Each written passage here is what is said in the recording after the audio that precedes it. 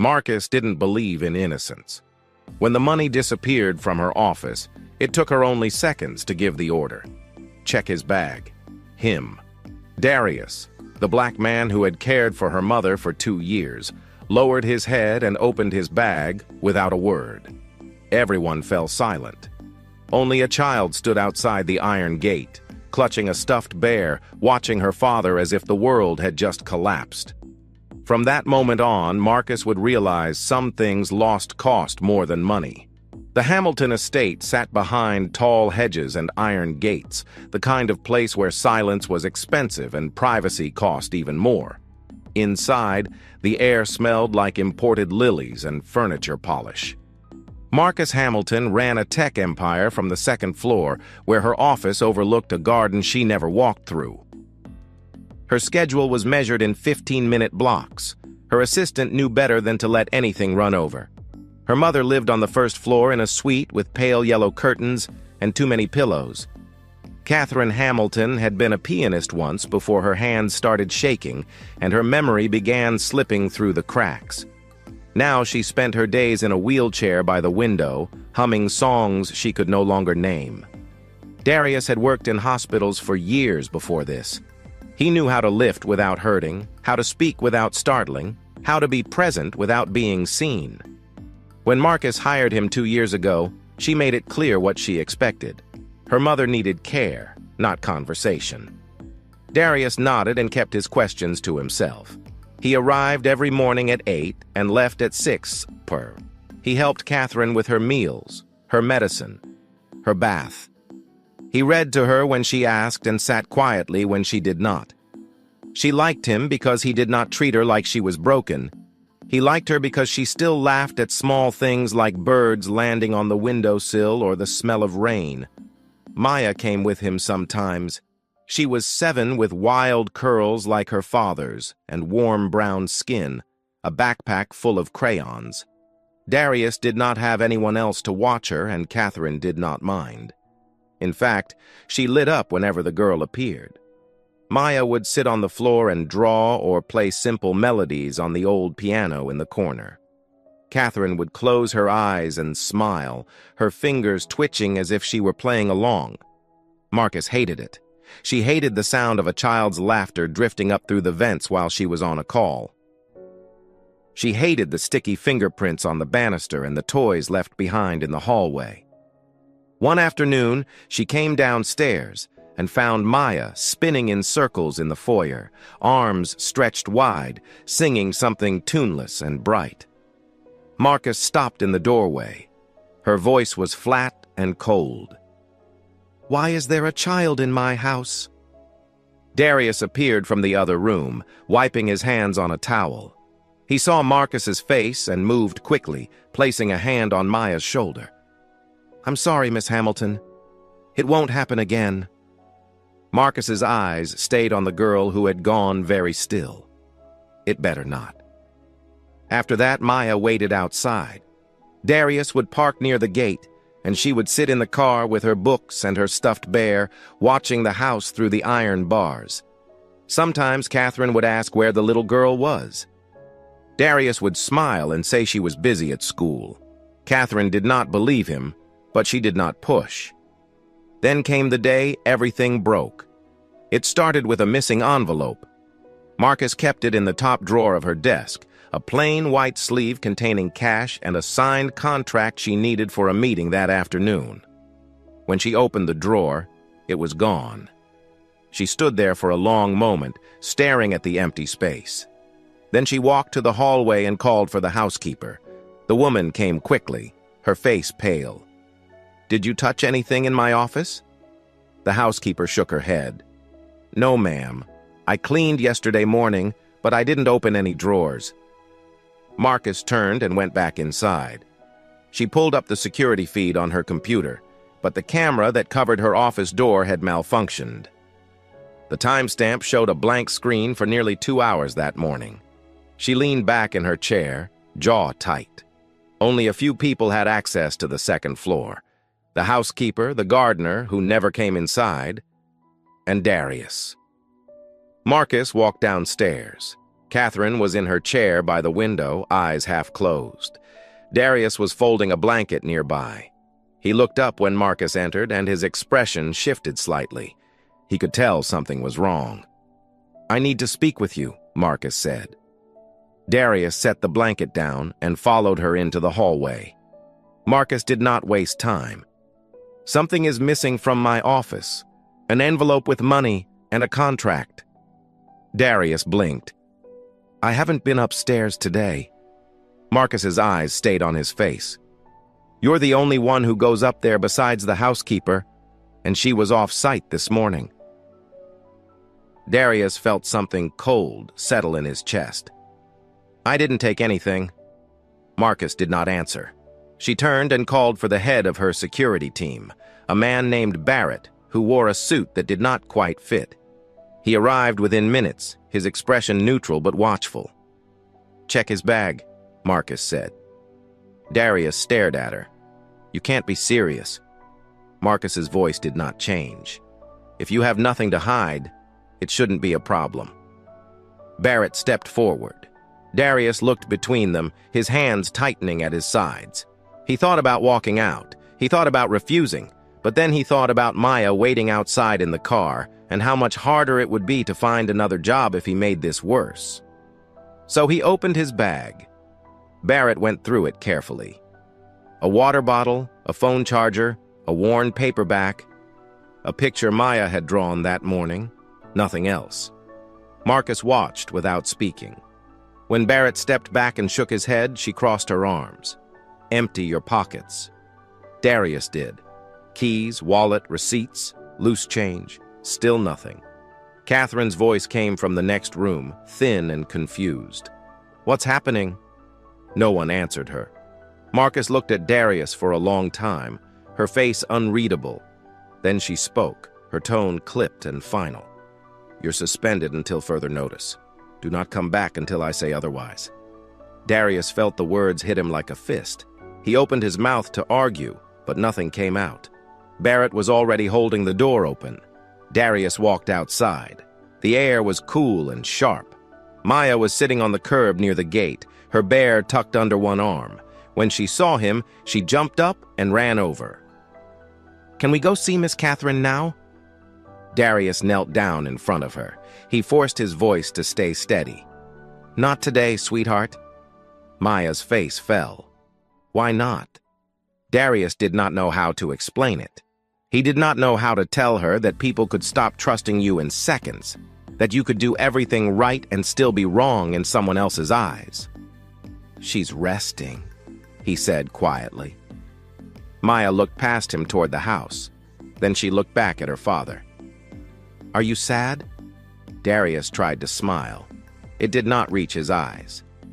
"I'm okay." They walked to the car together. Darius buckled her in and sat behind the wheel, but he did not start the engine. He just stared at the gate, at the house beyond it, at the life he had just lost without warning. Inside, Catherine was crying. She did not understand why Darius had left without saying goodbye. Marcus stood in the doorway, watching her mother with something that might have been guilt or might have been nothing at all. "He'll be back if he's innocent," Marcus said. Catherine turned her head slowly. Her voice was soft, but it carried weight. "And if he is innocent, what will you do then?" Marcus did not answer. She left the room and went back upstairs. The envelope was still missing. The camera was still broken. And somewhere in the back of her mind, a small voice whispered that she might have just made a terrible mistake. But Marcus Hamilton did not listen to small voices. She listened to facts, and the fact said someone had taken something from her, and Darius was the only one who could have done it. That night, Darius sat at his kitchen table with a stack of bills in front of him. Maya was asleep in the next room. He did not turn on the lights. He just sat there in the dark trying to figure out how he was going to prove something he should never have had to prove in the first place. He thought about Catherine. He thought about the way she smiled when Maya played the piano. He thought about the trust she had given him and the trust her daughter had just taken away. And he made a decision. If Marcus wanted proof, he would find it himself. Not because he owed her anything, but because his daughter deserved a father who fought back when the world tried to break him. Darius pulled out his phone and started making notes. He did not know where to start. He did not know if he would find anything, but he knew one thing for certain. He was not going to let this end with him walking away in silence. Darius started asking questions the next morning. He called the housekeeper first, a woman named Linda who had worked for the Hamiltons for nearly a decade. She answered on the third ring, her voice cautious. "I can't talk about this," Linda said before Darius could finish his sentence. "I'm not asking you to get involved. I just need to know who else had access to the second floor that day." Linda went quiet for a moment. Darius heard a door close on her end. Miss Hamilton's assistant was there. Derek. He's the only other person with a key card for the security system. Darius wrote the name down. "Does he go up there often?" "Every day. He handles her schedule, her files, everything." "Look, Darius, I have to go." The line went dead before he could say anything else. Derek. Darius had seen him before. A man in his early 30s with slicked hair and a voice that never rose above polite. He moved through the house like he owned it. Always a step behind Marcus, always carrying something important. Darius had never spoken to him directly. Derek barely acknowledged the staff. Darius drove to a coffee shop near the estate and sat in the parking lot watching cars come and go. He needed to think. If Derek had access to the security system, he could have turned off the camera. But why would he? And why would he take an envelope from Marcus's desk when he already had access to everything she owned? The answer felt obvious. Because he needed something she did not know he was taking. Darius opened his laptop and started searching. Derek's full name was Derek Chen. His social media was minimal.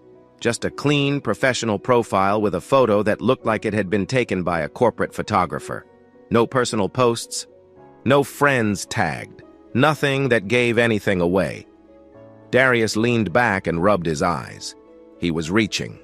He had no proof, just a name and a suspicion that might mean nothing. Maya tugged on his sleeve from the passenger seat. "Can we go see Miss Catherine today?" Darius looked at her at the hope still bright in her face and felt something crack inside him. "Not yet, sweetheart. She's still resting." Maya frowned and turned back to her coloring book. Darius watched her for a moment, then closed the laptop. He needed to find another way in. That night, he took a job washing dishes at a diner across town. The pay was terrible, but it was something. He worked the late shift so Maya could stay with a neighbor, an older woman who did not ask questions. When he got home after midnight, he collapsed into bed without bothering to change his clothes. The days blurred together. Darius worked. He slept a few hours. He asked quiet questions to people who did not want to answer. And slowly, the story started to take shape. Derek had worked for Marcus for 3 years. Before that, he had been let go from 2 other companies for reasons no one would explain. Darius found a former co-worker who was willing to talk over the phone, a man who sounded tired and bitter. Derek was good at his job, the man said, but he was better at covering his tracks.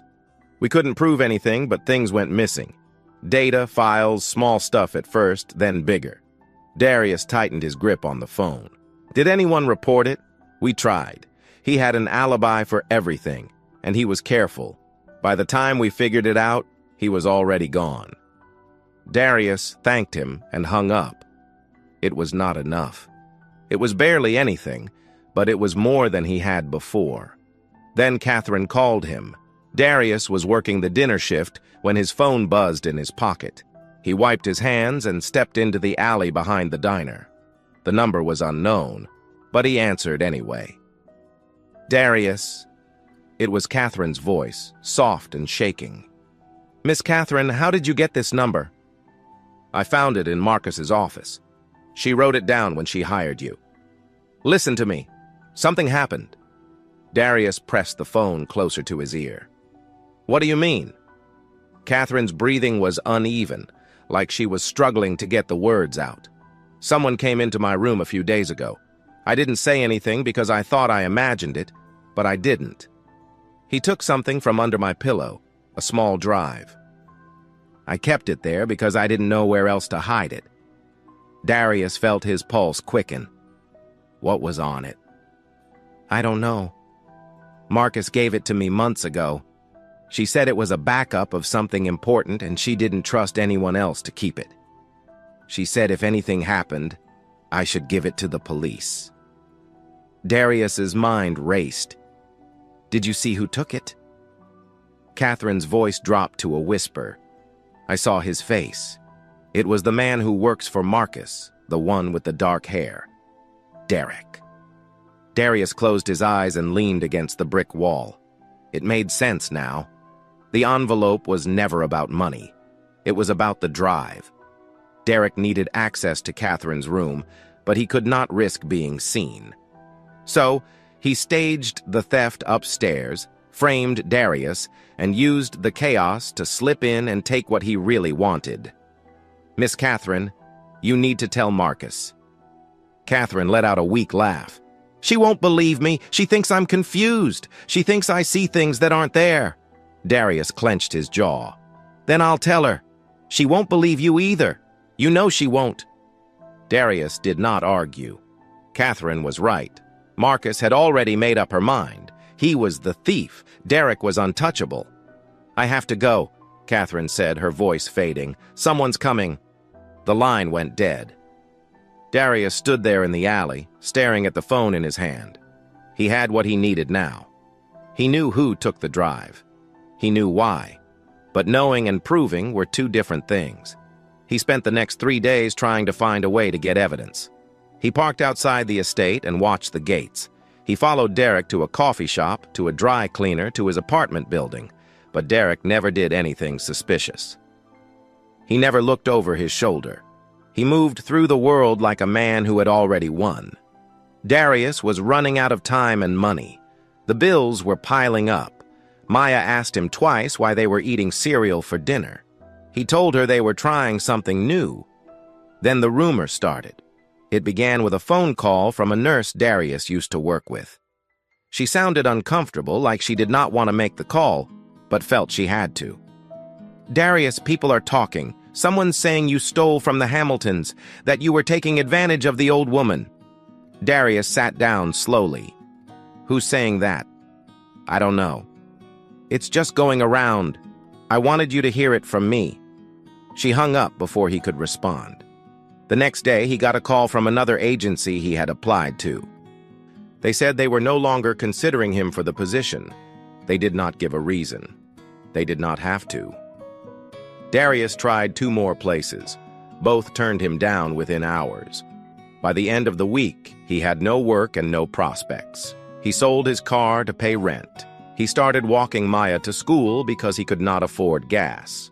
She asked him why they were walking now, and he told her it was good exercise. She looked up at him with those wide, trusting eyes and smiled.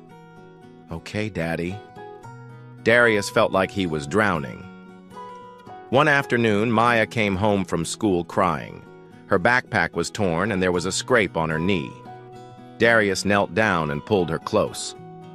What happened? Maya sobbed into his shoulder. Some kid said, you're a bad person. They said you steal things. I told them it's not true, but they pushed me.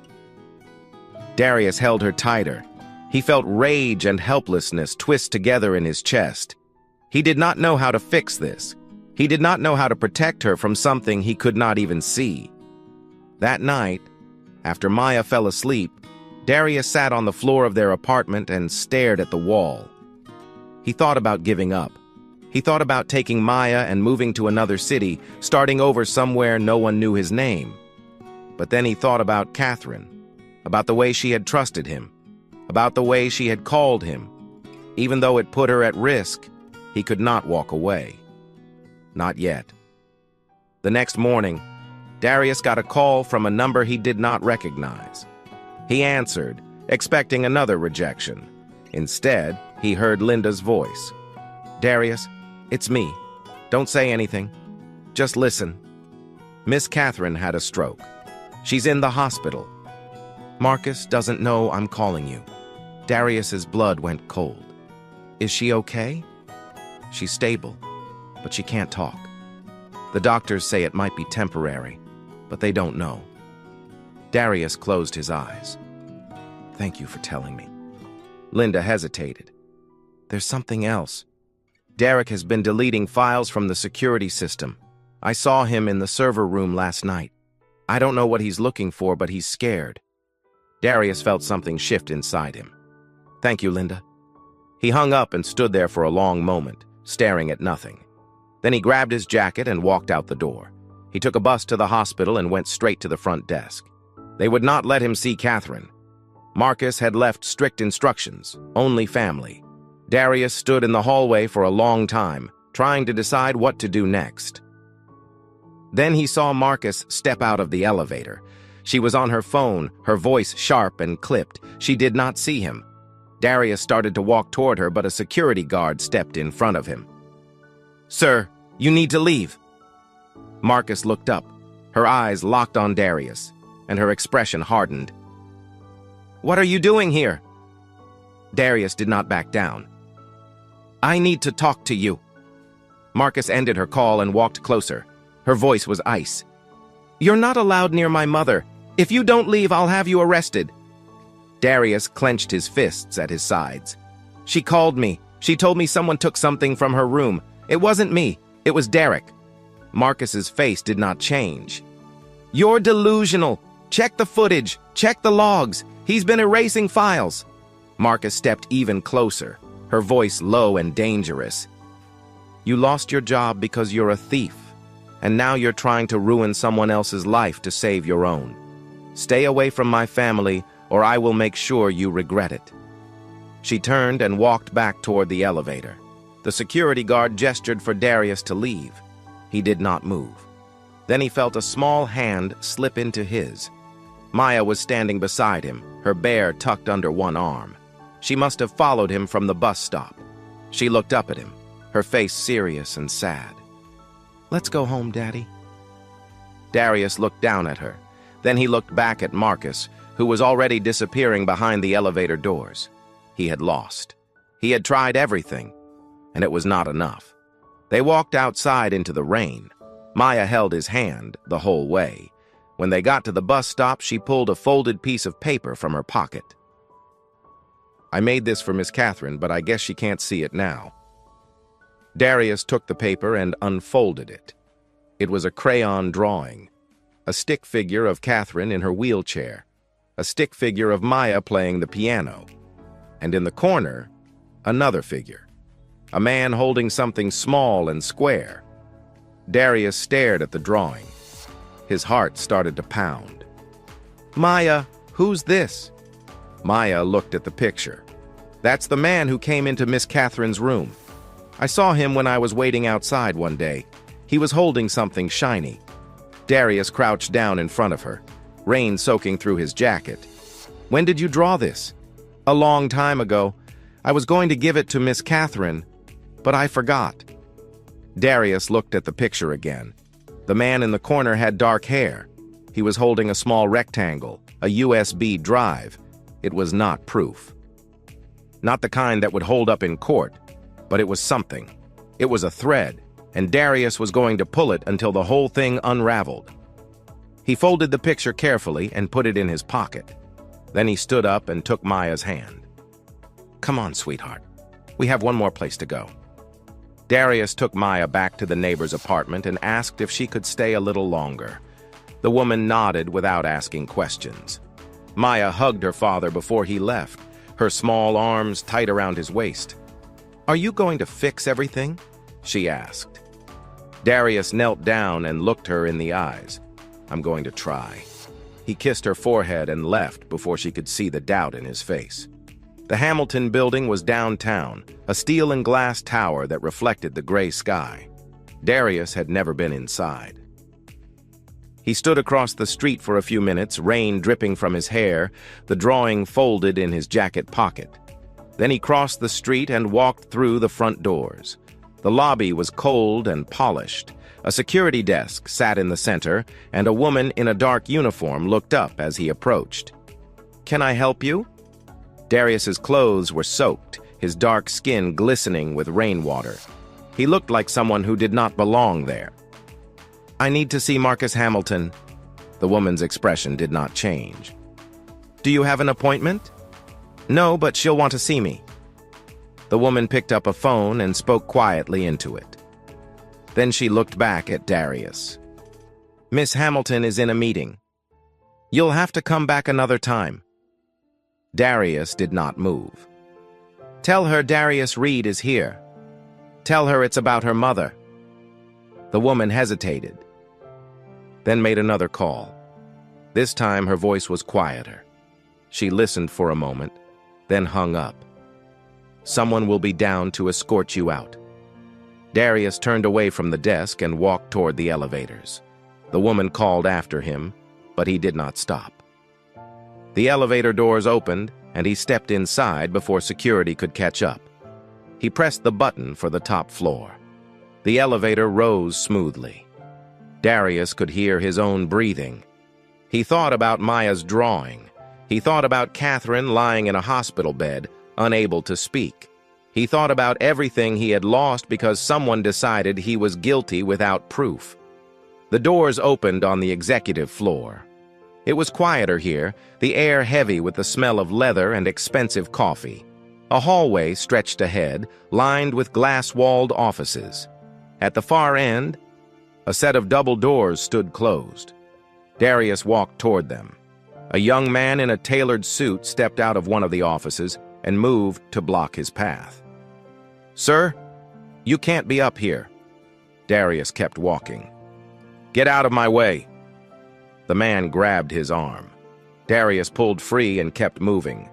The double doors ahead opened and Marcus stepped out. She was holding a tablet, her face tight with irritation. Behind her, a room full of people sat around a long table. All eyes turned toward the commotion. Marcus saw Darius and went very still. What the hell are you doing here? Darius stopped a few feet away from her. His voice was steady, but there was something raw underneath it. You wouldn't listen at the hospital, so I'm making you listen now. Marcus's jaw tightened. She glanced back at the conference room where her team was watching in silence. Then she looked at Darius again. If you don't leave right now, I'm calling the police. Darius reached into his pocket and pulled out the folded drawing. He held it up so she could see it. Your mother didn't imagine what happened. Someone did go into her room and my daughter saw him. Marcus's eyes flicked to the paper, but she did not take it. A child's drawing is not evidence. Darius stepped closer, his voice rising. She drew this weeks ago before any of this happened. She saw Derek go into your mother's room with something in his hand. She didn't know what it was, but your mother did. She told me someone took a USB drive from under her pillow, the same drive you gave her to keep safe. Marcus's expression shifted slightly. It was not belief. It was something closer to uncertainty. Derek has been with me for 3 years. He has no reason to steal from me. Darius's voice turned cold. Then why has he been deleting security footage? Why did the camera in your office malfunction the same day your mother's drive went missing? You think that's a coincidence? Marcus did not answer. She looked past Darius toward the hallway. Her assistant, a woman named Jessica, was standing near the elevator, phone in hand. Where's Derek? Marcus asked. Jessica blinked. He left about 20 minutes ago. He said he wasn't feeling well.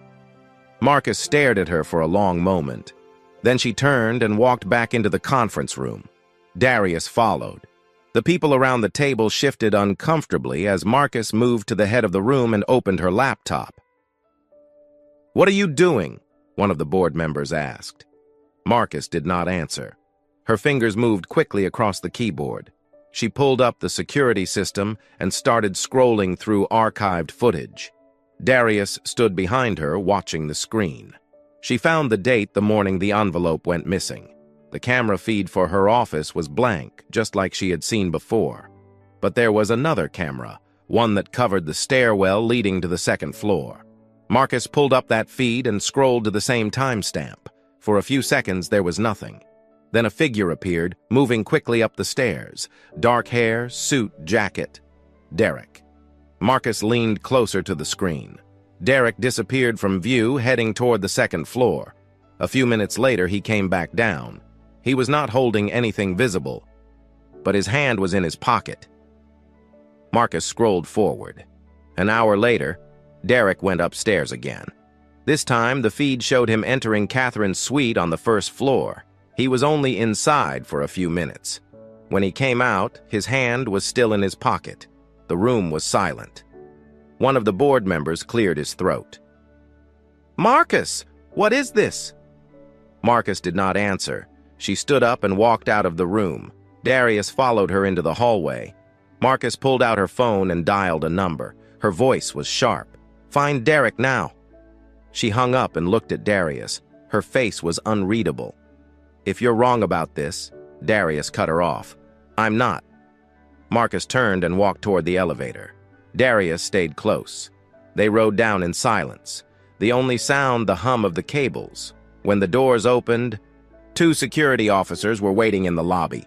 Marcus spoke quickly. "Derek Chen, find out where he is. If he's still in the building, bring him to me. If he's not, track his car." One of the officers nodded and spoke into his radio. The other pulled out a tablet and started typing. Within minutes, they had an answer. "His car left the parking garage 18 minutes ago. We have him on the exit camera heading east." Marcus looked at the officer. "Get the police on the line. Tell them we have evidence of corporate theft and data breach. I want him found." The officer moved quickly. Marcus stood there, her arms crossed, her face pale. Darius watched her and saw something he had not expected. Doubt. Not in him. In herself. She turned to him, and for the first time her voice was not cold. If he took that drive, he has access to everything. Client data, contracts, proprietary information. He could sell it to anyone. Darius nodded slowly. "That's why he framed me. He needed you distracted. He needed you looking the other way." Marcus closed her eyes for a moment. When she opened them again, they were wet. "I should have listened to my mother." Darius did not say anything. There was nothing to say. Marcus had made her choice. Now she had to live with it. The police found Derek 3 hours later at a motel near the state line. He had a laptop, 2 external hard drives, and the USB drive Catherine had kept under her pillow. He tried to run when they knocked on the door, but there was nowhere to go. Marcus was at the station when they brought him in. Darius was not. He was at the hospital sitting outside Catherine's room. A nurse had told him Marcus had called and updated Catherine's visitor list. His name was on it now. He went inside. Catherine was awake, her eyes half open. She could not speak, but she looked at him and smiled. It was small and weak, but it was there. Darius sat down beside her and took her hand. "I'm sorry I couldn't come sooner." Catherine squeezed his hand. It was barely any pressure at all, but he felt it. They sat like that for a long time, not saying anything. Then the door opened and Marcus walked in. She stopped when she saw Darius, then moved to the other side of the bed. She looked at her mother, then at Darius. "I owe you an apology." Darius looked up at her. "You do?" Marcus's jaw tightened, but she did not look away. "I was wrong about you, about everything." Darius nodded slowly. "You didn't trust me because you didn't think I deserved it. You didn't believe your mother because you thought she was confused. You were so sure you knew the truth that you didn't bother looking for it." Marcus's voice was quiet. "I know." Catherine made a small sound. Both of them looked at her. She was looking at Marcus, her eyes full of something that might have been forgiveness or might have been disappointment. Marcus reached out and took her mother's other hand. "I'm sorry, Mom." Catherine's eyes softened. She squeezed Marcus's hand the same way she had squeezed Darius's. Darius stood up. "I should go." Marcus looked at him. "Stay. Please." Darius hesitated, then sat back down. The three of them stayed like that for a long time, sitting in the quiet of the hospital room while the world outside kept moving. 3 months later, Darius was back at the Hamilton estate. But this time, he was not alone. Maya was with him, running through the garden with a watering can, her wild curls bouncing as she laughed, trying to reach the flower beds. Catherine sat in her wheelchair nearby, watching with a smile. She still could not speak much, but she could say a few words now. Maya's name was one of them. Marcus stood on the terrace watching them. She had started a foundation, a care center for families who could not afford full-time help. Darius ran it. It was not what he had expected, but it was good work, important work. Marcus walked down the steps and stopped beside Darius. "She's happy." Darius nodded. "She is." Marcus looked at him. "Thank you for not giving up." Darius glanced at her. "I didn't do it for you." Marcus smiled slightly. "I know." She walked over to where Catherine and Maya were sitting and knelt down beside them. Maya showed her a flower she had picked, and Marcus took it carefully like it was something precious. Darius watched them for a moment, then turned back toward the house. On the wall inside Marcus's office, framed and hung where she could see it every day, was Maya's drawing, the one that had changed everything. Some things did not need to be proven with words. Some things just needed someone brave enough to believe. And sometimes the truth found its way to the surface, no matter how deep it had been buried. Darius walked back toward the garden where his daughter was laughing and the sun was breaking through the clouds. For the first time in months, he felt like he could breathe.